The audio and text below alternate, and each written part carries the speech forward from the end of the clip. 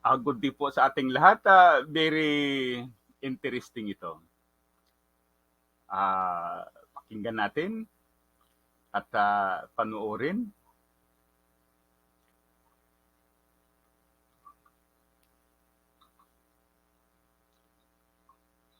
Ayan, mga kapunyong, mga kababayan, Okay. magandang araw sa inyong lahat. Lord, may bagong topic tayo.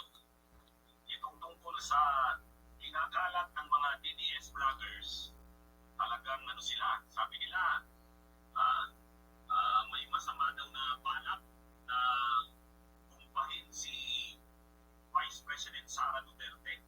Kaya ang title ng topic natin ngayon, bumba para kay Isa, para raw kay Sara. Yan o, yan yung bomba na yan ang sinasabi nila. IED, Improvised Explosive Device, IED. Ayan. Sabi ng mga vloggers na mga Duterte, ano daw yan? Yan daw ay, ang paniniwala nila, yan daw bomba na yan, ay sinet, nilinagay, tinanim, kaugnay daw sa pagdating ni Sara Duterte doon sa agusan yata yun, sa agusan sa Mindanao. Kaya, ano daw ito? Mayroon daw mga balak na masama na kay Sara Duterte. Ang tanong, totoo naman kaya yan? Totoo naman kaya yan mga kaibigan? Naniniwala ba kayo dyan mga kabudyan? Na yan daw kung ba na yan tinanim para kay Sa? Ano ba itong?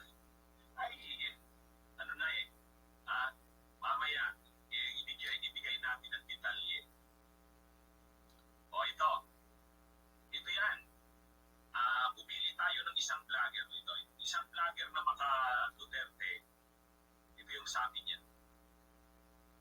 O, tingnan niyo yung caption niya sa baba. Vice President Sara Duterte, muntik ng mabumba. Bakit hindi ito ibinalita sa mainstream media? Kasi hindi nga talaga ito nabalita sa mainstream media. Ngayon, itong mga vlogger, hindi lang yan. Ito, Jojo de Guzman Connect TV. Pero hindi, nakita ko. Halos mga vloggers na mga Duterte, yan yung topic. Yung mga Duterte vloggers, yan yung topic ngayon. Ang mga ano nila, ang narrative nila, may masama pa rin sir. Hindi lang pag-question ng confidential fund sa kamera. May plano pa silang bumbahin si Vice President Sara. Wow, ganun yung ano nila. Ganun yung kanilang ano ngayon, pinapakala. Okay. Ikat na natin para makapagbigay tayo ng opinion o comment natin dito, no? Doon sa tanong ni Atty. Inso, ako rin, talagang hindi ako naniniwala na yan ay totoo. Para sa ang paniniwala ko, ito ay gawa-gawa lamang para muli aangat ang kanyang reputation, yung kanyang pagbilib sa kanya ng mga Pilipino. Dahil in the past several weeks, siya ay criticize dahil dyan sa confidential funds. Imagine nga naman ang Philippine Coast Guard, ang confidential funds niya ay 10 million, samantalang siya ay 125 million last year, na hindi naman 1 year yon, ano? Okay. Kaya yon, dahil sa confidential funds na yan, then bumababa yung kanyang rating. Maraming mga Pilipino ang hindi pabor dyan. Okay. Ako rin talagang I vehemently contradict yung pagbibigay ng confidential funds sa mga hindi military connected agencies, just like DepEd na ang layunin ay magturo sa mga kabataan. So, yan ang position ko, ano? Okay.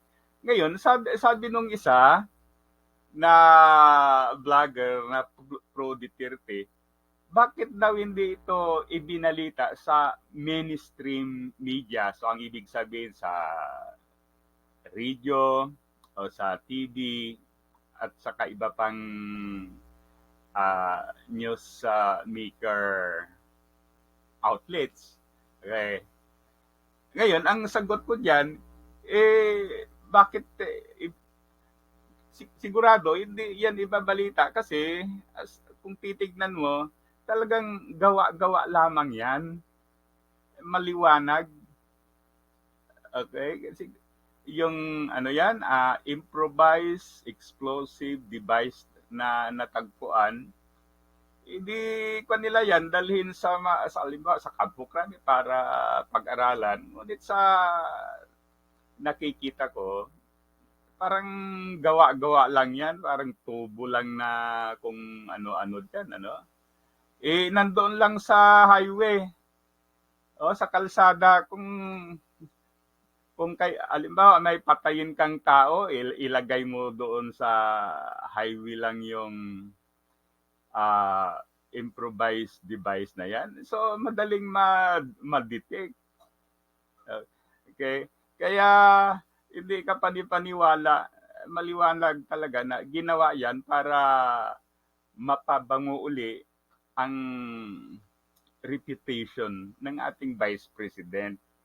Kaya lang nag-failure, no? Hindi nag-succeed yung plano. At i-analyze ko rin yung yung possibility na gagawin ng mga NPA. Okay, ito ang analysis ko. Kung ako ay isang NPA, but tanda natin na hindi tayo NPA. Makademocratic tayo dahil sa democratic system malaya tayo. Okay. Halimbawa, ako ay isang NPA. Bakit ko bakit namin i-assassinate yung Vice President na yan? So, una, bumabagsak na rin sa mga Pilipino. Kaya, no need. Okay? Dahil sa yung ang nababalita sa kanya ay puro pera.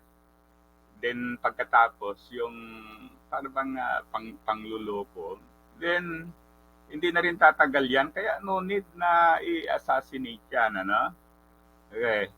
Pagkatapos, pag halimbawa na assassinate yan, o kaya halimbawa na-survive niya yung assassination attempt, then babango yung kanyang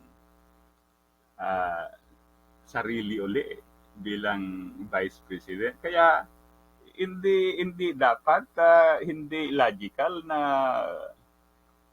galawin yung Vice President na yan, ano? Okay. So, ano kaya halimbawa namatay siya. So, halimbawa lang